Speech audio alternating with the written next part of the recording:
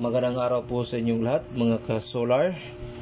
So ngayon po ay maibahagi ako sa inyo kung paano i-set ang LBD module. So halimbawa itong supply na to, ito yung ginagamit nating battery sa ating mga solar setup. Tapos connected na yung ating LBD module. So kailangan guys, pag bagong bili pa ninyo ito, i-reset nyo muna. So pag reset nito, itong dalawang button, ilong press nyo lang to sabay-sabay. Yan. Then, pag lalabas na yan, so it means reset na yan. Pag set dito, itong button na to, ito yung sa disconnect. At ito naman yung sa reconnect. I-double click nyo lang to. Yan. So, kung makikita nyo, nagbi-blink na yung point dito sa may 12.0 sa gitna nila. Yan. Nagbi-blink na siya. So, ready to set na yan. So, sa akin, set ko to ng salit lang ha. Yan. So, set ito ng 11.8. Ayan, 11.8. So, hayaan nyo lang yan hanggat matapos na yung mag-blink. So, okay. Tapos na. So, it means na-set na sa disconnect. Ngayon, dito naman tayo sa reconnect. Pag set ng reconnect, ganito lang yan guys, para di kayo malito. So, halimbawa, ang gusto kong reconnect niya ay 12.3. So, ganito lang yan guys. So, 12.3 minus yung sa disconnect na setup ninyo minus 11.8. So mag-add lang kayo guys ng 0.5. Okay? So dito tayo sa reconnect. Double click lang to. So babaan natin. Yan. Okay, nasa 0.5. So, yan, pag mag-reconnect na yan, nasa 12.3. So, set natin guys ha, sample natin.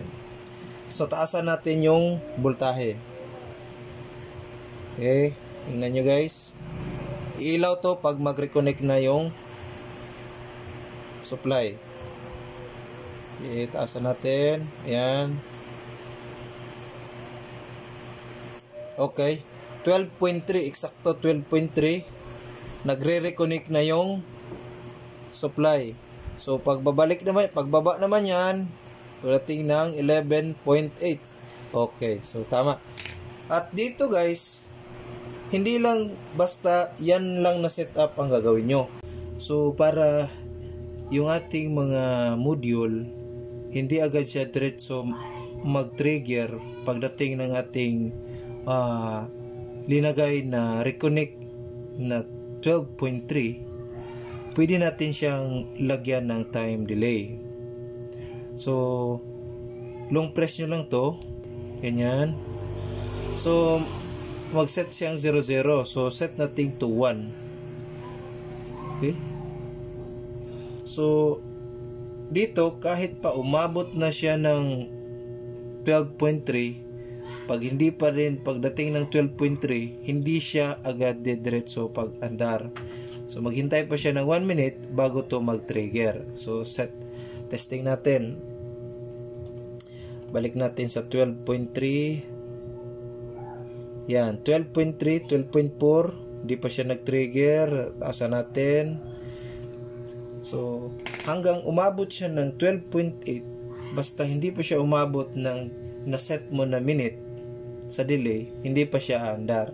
So hintayin natin na mag-abot siya ng 1 minute. Okay? So mas maganda kasi guys, lagyan natin ng delay yung ating mga module para at least kahit biglang bumaba yung voltahe, hindi diretso andar ang ating mga equipment, lalo na kung ginagamit natin to sa ating mga piso wifi na naka Starlink yung ISP. Pag ganun kasi na diretso under yan, masisira yung mga equipment natin.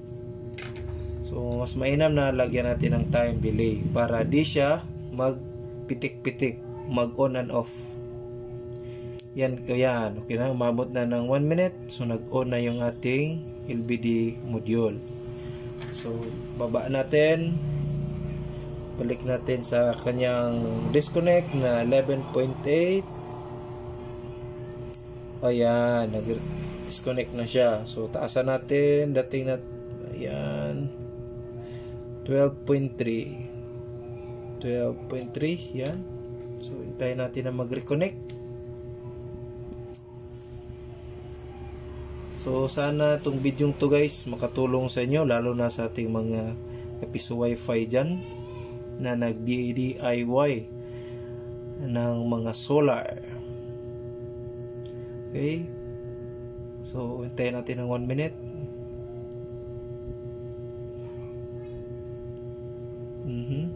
Hindi pa umabot. Okay,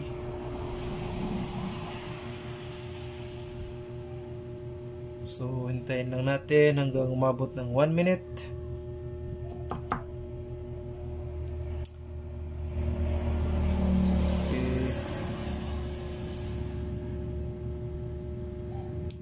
Yan, so okay na.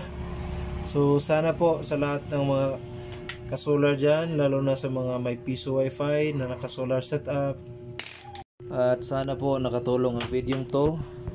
So maraming salamat.